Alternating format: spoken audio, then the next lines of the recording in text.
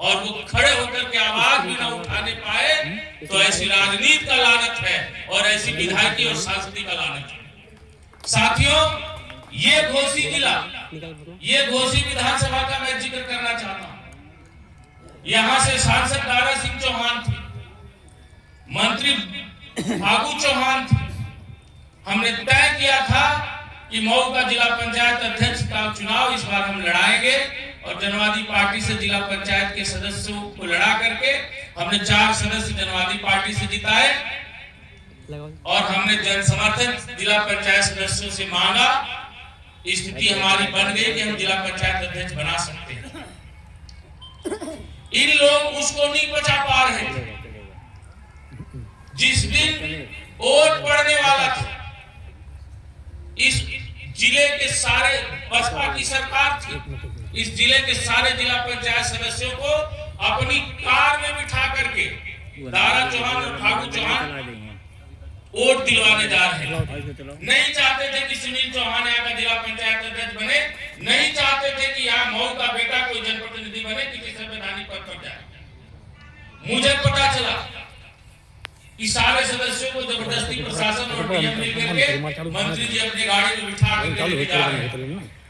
हमने डीएम को फोन किया, एसपी को फोन किया कि अगर मंत्री जी की गाड़ी कचहरी परिसर में घुस जाएगी तो मऊ जिले में इतनी आग लगा देंगे कि तुम बुझा नहीं पाओगे, तुम्हारी कचहरी भी नहीं बचेगी।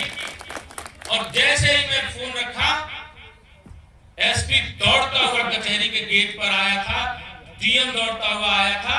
मंत्री जी कहीं घुस न जाए और जाकर के कचहरी के गेट पर मंत्री जी को रोक दिया, गाड़ी को रोक दिया, कोई नहीं जा सकता, सिर्फ जिला पंचायत सदस्य जा सकते हैं। और निष्पक्ष चुनाव कराया। और इस उत्तर प्रदेश की राजनीति में और इस मऊ की राजनीति में चौहान के बेटे को पहली बार जनवादी पार्टी ने मंत्री विधायक उस समय हुआ करते थे, लेकिन कभी जिला पंचायत का अध्यक्ष मेरे समाज का कोई व्यक्ति नहीं हुआ। साथियों, अब वक्त आ गया है। आपको मैं एक राजनीति की एक थोड़ी सी गूढ़ बात बताना चाहूंगा।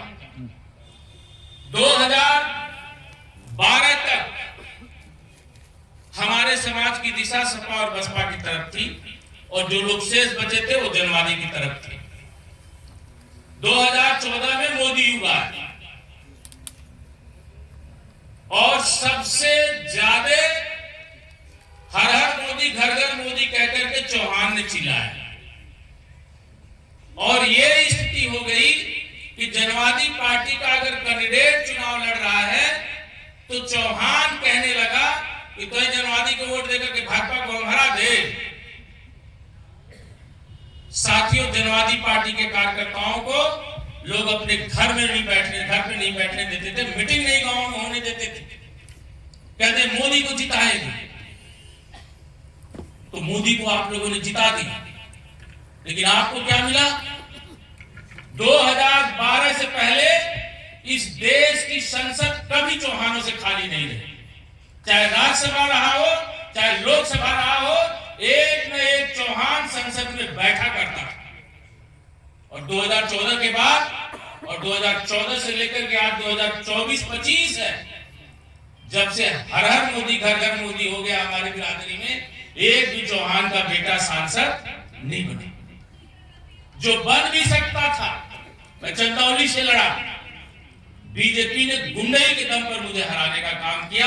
वो नहीं चाहती है बीजेपी कि आपके समाज में कोई नेतृत्व पैदा हो, आपके समाज में कोई लीडर पैदा हो। जब तक आप बीजेपी के साथ नहीं खड़े, थोड़ा सा पीछे का आप चिंतन करो। मैं ये नहीं कह रहा हूं कि आप उनके साथ खड़ा होगा, मैं कहता हूं कि आपको अपने झंडे डंडे के साथ खड़ा होना है। लेकिन आप याद करिए, ये समाज एक बार बसपा के साथ पूरी तरह से खड़ा था, तो मऊ से फागू चौहान विधायक थे बसपा से, दारा चौहान सांसद, बलिया से शिवशंकर चौहान विधायक थे, चंदौली मुगलसराय से बब्बन चौहान विधायक थे। 3 जिलों में विधायक था चौहान। जौनपुर से वीरेंद्र चौहान एमएलसी थे। लेकिन आपने जब भाजपा के साथ खड़ा हो गया तो घोसी के अलावा कहीं का चौहान कोई विधायक नहीं बना, क्योंकि भाजपा के साथ आप खड़े हैं, लेकिन भाजपा आपको हिस्सेदारी देने के लिए तैयार नहीं है, क्योंकि भाजपा मानती है और भाजपा का हर कार्यकर्ता यह जानता है कि चौहान को देने की कोई जरूरत नहीं है, ये तो बिना दिए भी हमको वोट देने के लिए तैयार है। तो आप सबसे मैं जानना चाहता हूं, क्या भाजपा का यह भ्रम नहीं टूटना चाहिए? टूटना चाहिए। क्या भाजपा को इसका जवाब नहीं मिलना चाहिए? और अगर मिलना चाहिए, आप देना चाहते हैं, तो अवसर साथियों आ गया है। घोसी विधानसभा का उपचुनाव, और घोसी विधानसभा के उपचुनाव में कोई भी आपको वोट देने नहीं जा रहा। मैं आपको एक पते की बात और बताता हूं, घोसी हमेशा आपके राजनीति की प्रतीक रही है, लेकिन घोसी से चुनाव किसको लड़ाती है बीजेपी? 2024 में किसको लड़ाई? राजभर को लड़ाई। क्या राजभर घोसी में चौहान से ज्यादा है? लेकिन बीजेपी को पता है कि हम राजभर को नहीं देंगे तो उसका वोट हमको नहीं मिलेगा, और चौहान को हम नहीं भी देंगे तब भी उसका वोट हमको मिल जाएगा। सदन में, लोकसभा में आपने राजभर को दिया, अब घोसी विधानसभा की सीट खाली हो गई है। अगला उपचुनाव अपने दारा चौहान को लड़ाया, तो फिर उपचुनाव चौहान को लड़ाना चाहिए कि नहीं लड़ाना चाहिए? लेकिन चर्चा किसकी हो रही है? राजभर की। साथियों, भाजपा को अब मुकम्मल जवाब देने का समय आ गया। वो राजनीति आपकी खत्म कर रही है, आपकी सियासी जमीन को खत्म कर रही है। अगर अभी नहीं आप चेत गए तो अगला दौर आएगा तो कहीं भी आप खड़े होने लायक नहीं है। इस हिंदुस्तान की राजनीति में,